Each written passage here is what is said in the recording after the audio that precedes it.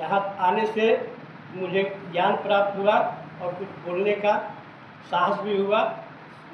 तो आज का शीर्षक है मानव शरीर रूपी रामायण।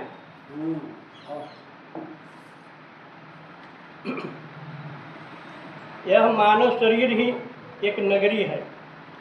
इसको 10 इंद्रियाएं दुष्कर्म के शीघ्र लिप्त हो जाती है। मानव शरीर ही एक नगरी है। इसकी 10 इंद्रियां जो है दुष्कर्म में शीघ्र लिप्त हो जाती है, परंतु सत्कर्म के लिए असमर्थ रहती है। अतः सत्कर्म के लिए योद्धा नहीं है, इसलिए इस मानव शरीर नगरी का नाम अयोध्या रखा गया। इन 10 इंद्रियों पर राज करने के लिए, इसे सत्मार्ग पर लगाने के लिए मन को इनकी बागडोर को सौंपी गई। अतः इस मन रूपी राजा को नाम दशरथ रखा गया। इस दशरथ राजा ने रजोगुण, तमोगुण और सतोगुण को अपने अधीन कर लिया, अर्थात यह उपयुक्त तीनों गुणों का पति माने मालिक बन गए। सतोगुण से सुमित्रा, रजोगुण से कौशल्या और तमोगुण से कैकेयी हुई। विष्णु को इष्ट मानता ही जो विष्णु को जो इष्ट मानता है वही वशिष्ठ है।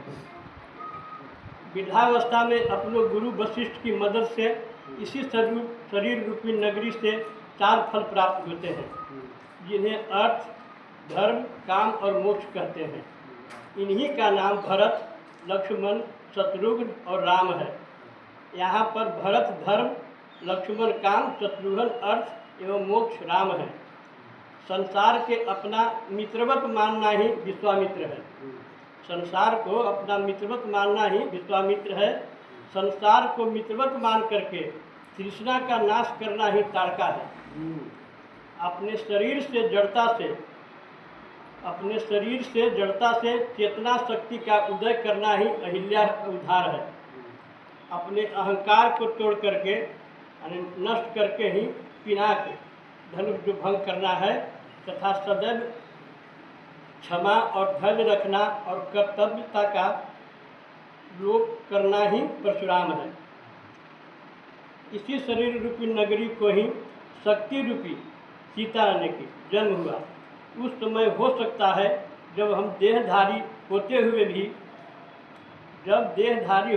भी विदेह हो जाए और सबका जनक बन करके पालन पोषण करें। इसीलिए विदेह नगरी में भक्ति रूपी सीता का प्रादुर्भाव होता है और मोक्ष रूपी राम का संबंध भक्ति सीता से तथा अन्य भरत, लक्ष्मण, शत्रुघ्न को भी उनकी शक्ति प्रदान करना। उर्मिला, श्रुति, कीर्ति और मांडवी से विवाह हो गया। इस कथन में अगर कुछ त्रुटि अगर हुई हो तो क्षमा प्रार्थी हूँ। इतना ही मैं कह करके अपना मुंह को बंद करता हूँ।